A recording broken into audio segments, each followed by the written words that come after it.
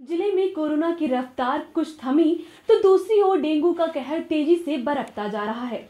नगरों, कस्बों से लेकर गांव तक में डेंगू की चपेट में आकर हजारों मरीज लखनऊ के प्राइवेट अस्पतालों में इलाज कराने को मजबूर हो गए हैं। करीब एक माह के अंतराल में नजर डालें तो 2 सैकड़ा से अधिक मरीज जिला मुख्यालय से सटे नगर खैराबाद में पाए जा चुके हैं। लहरपुर, सेवता, सिधौली, संदरा इलाके में तो डेंगू मरीजों की मौत के मामले भी सामने आ चुके हैं। हालांकि स्वास्थ्य महकमा डेंगू मलेरिया मरीजों के समुचित इलाज की व्यवस्था का बखान कर रहा है, मगर यह शायद सिर्फ कागजों पर ही है। विभागीय अधिकारी तो यह मानने को भी तैयार नहीं है कि सीतापुर में डेंगू का प्रकोप है, जबकि शहर के प्रतिष्ठित बाल रोग विशेषज्ञ डॉक्टर सुनील वैश्य का यह कहना है कि उनके पास आने वाले 10 से 12 बुखार पीड़ितों में एक डेंगू व एक मलेरिया का मरीज निकल रहा है। डॉक्टर वैश्य का तो यह भी कहना है कि इस साल डेंगू मलेरिया के जितने मरीज आ रहे हैं, इससे पहले जिले में ऐसी स्थिति नहीं पाई गई। उससे डेंगू मलेरिया इस बार इतना ज़्यादा है जितना इससे शायद पहले कभी सीतापुर में मैंने नहीं देखा। पहले नहीं देखा है। सीतापुर के अगल बगल हरदोई में भी है, लखीमपुर में भी है, आसपास के डिस्ट्रिक्ट में मतलब भरता है।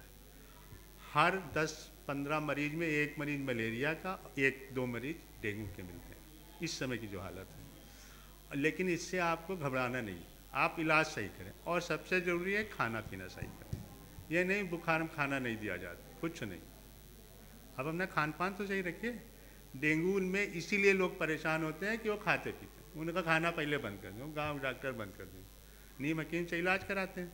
मैं डेंगू और मलेरिया और मियादी बुखार सबसे बड़ी ज़रूरत है कि स्वच्छता का ध्यान रखें। और दूसरे खाली मियादी बुखार में होता है, आप थोड़ा खान पान में वो रखें सावधान। डेंगू का, मलेरिया का, इसका प्रकोप भी काफ़ी बुरी तरह फैला हुआ है, तो इस वक्त बहुत ज़्यादा सावधानी रखने वाली मच्छरों से भी।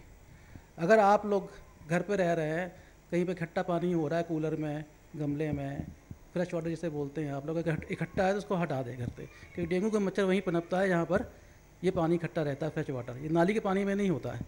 और जो डेंगू का मच्छर होता है, अधिकतर लोग कहते थे अब रात में हम मच्छरदानी में सोते हैं तो हमने बचाव करते हैं, वो चीज़ गलत है। ये डेंगू का मच्छर जो होता है 4 फुट के ऊपर उड़ता ही नहीं कभी, पहली चीज़ तो ये होती है। दूसरा जो होता है, ये शाम को 4, 5, 6 बजे के आसपास निकलते हैं, रात में नहीं निकलते हैं। ये तो आपको जो प्रिकॉशन लेने हैं शाम के समय लेने हैं, जिसको संध्या पर बोलते हैं, सांझ को पहर जो होता है 5-7 बजे तक। और बच्चों को अधिक सारी ढक के रखना चाहिए इस वक्त, कि हाथ पैर सब ढके हुए हो, जिससे मच्छर जहाँ काटने की जगह उसको ना मिले, इससे बचाव करना है। कि डेंगू लाइक इलनेस बहुत काफ़ी बढ़ रही है। ये है कि अपने बच्चों को दिन में भी आप पूरी आस्तीन के कपड़े और अच्छी तरीके से कवर करके रखें, ताकि मच्छर नहीं काट पाएँ और ये बीमारियां से बच सकते हैं। इसके अलावा ये भी है, रात में अगर सोते हैं तो मच्छरदानी और दिन में भी मच्छरदानी का इस्तेमाल करें, ताकि ये वायरल बीमारी और डेंगू लाइक इलनेस से कमी आ सके। अभी तो नवंबर माह की शुरुआत भी नहीं हुई है। आने वाले 2-3 माह में डेंगू के चरम पर पहुंचने की प्रबल आशंका बनी हुई है। इसका अंदाजा इसी बात से लगाया जा सकता है कि कोरोना मरीजों की जांच से लेकर इलाज करने में स्वास्थ्य महकमे के जब हाथ पांव फूलते रहे और एक के बाद एक 62 कोरोना मरीज दम तोड़ते रहे, तो भला डेंगू मरीजों का समुचित इलाज कैसे हो पाएगा। ऐसे में खुद सावधानी बरतना ही डेंगू से बचने का उचित उपाय है, क्योंकि हर ओर डेंगू का शोर सुनाई दे रहा है। फॉगिंग फिर भी नहीं हो रही है। बेहतर होगा कि आप ही मच्छर को पनपने न दें और मौत को आमंत्रण देने से बचें। आई इंडिया के लिए कैमरामैन समीर के साथ बबलू सिंह चौहान की रिपोर्ट। खबर आपकी, नजर हमारी। देखते रहिए आई इंडिया।